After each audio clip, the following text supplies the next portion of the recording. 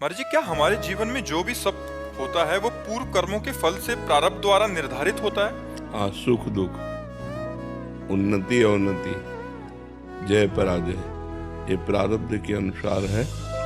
लेकिन क्रियमाण के द्वारा हम प्रारब्ध को रौंद सकते हैं। क्रियमाण माने होता है नया कर्म। नया कर्म भगवत भक्ति, भगवत अनुष्ठान, शास्त्रों का स्वाध्याय, परोपकार, तीर्थों का अवगाहन, इन पवित्र कार्यों के द्वारा हम आती हुई असफलता को बदल सकते हैं सफलता में।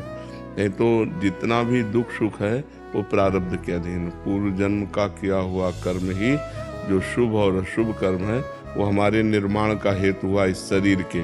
तो जब तक ये शरीर नष्ट नहीं हो जाएगा तब तक दोनों अपना प्रभाव दिखाते रहेंगे, समय समय पर सुख और दुख, पाप का फल दुख और पुण्य का फल सुख।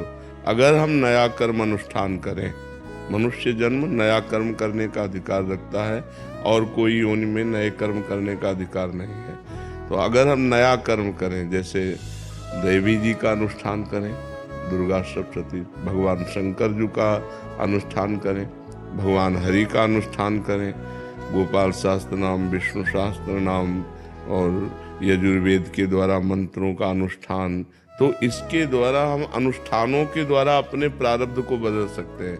अब आजकल कोई भक्ति या अनुष्ठान में लग नहीं रहा, केवल आधुनिकता ही आधुनिकता। तो पूर्व कर्म के अनुसार सफलता या असफलता प्राप्त होती, तो सफलता प्राप्त हुई तो हर्षित हुआ, असफलता प्राप्त हुई तो शोकित हुआ। लेकिन उसकी सफलता ज्यादा दिन टिकती नहीं है, क्योंकि नया कुछ है नहीं। तो पुराना जितना हिसाब है उतना वो भोग लेगा, और नए में जो कर्म कर रहा है उसमें पवित्रता कम होती है, अपवित्रता ज्यादा होती है। मनमानी आचरण, अपवित्र आचरण होते हैं, तो उसके द्वारा कोई लाभ मिलना नहीं। अब उसका अगला जन्म भी बिगड़ गया।